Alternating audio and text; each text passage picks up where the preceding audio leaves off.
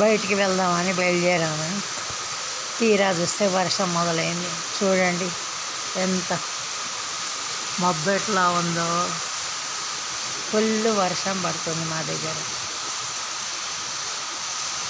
మా ఆశలన్నీ అడి ఆశలైనాయి.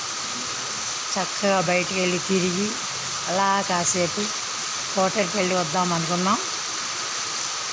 ఏం చేస్తాం, ఇంట్లోనే ఏ ఉప్మానో చేసుకొని తిని నోరు మూసుకొని పడుకోవటమే.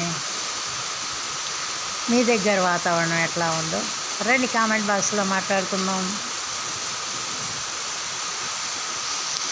నా వీడియో కనుక మీకు నచ్చినట్లయితే